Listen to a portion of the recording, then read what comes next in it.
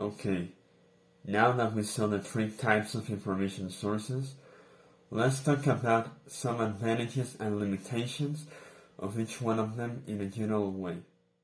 Starting out with the primary sources, this type of source has the advantage that the information included is very fresh and raw. Therefore, it's very direct on describing the facts as they appear in the reality, and its concern is to be as objective as possible. However, it could be a limitation for some people to have a description of events right away without a given context. This could lead to a misinterpretation, not to mention that many of these information sources tend to exaggerate the information in order to make it more attractive. Moving to the secondary type of sources, these have the advantage that they try to analyze and describe the facts with more depth and detail. So the information they bring is more complete and makes the information overall easier to understand.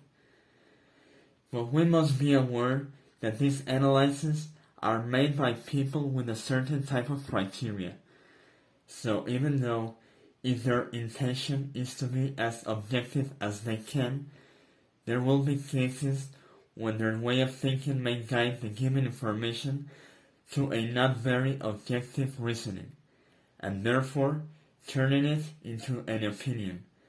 But obviously, there are cases when giving just an opinion is the final purpose, and they will make sure to let the readers know about it. And for the tertiary type of information sources, these have the advantage of offering the synthesis of the primary and secondary sources.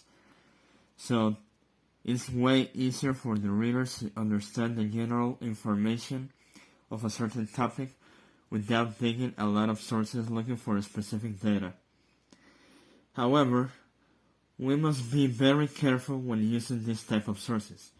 It's very common that the original authors of the information are not referred in this kind of documents, so we could be in danger of doing plagiarism without knowing. And finally, a brief description of fake news and how to spot them.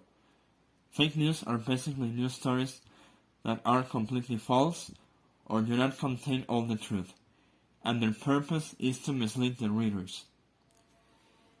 Nowadays, it's very easy to find fake news mostly in social media. So, in order to know if we're in front of a fake news article, we must first check the information source, and then do a deeper research on what is being shown, look if other sources are talking about the same stories, and try to investigate about their website or if there's some kind of hidden intentions with the post of the article.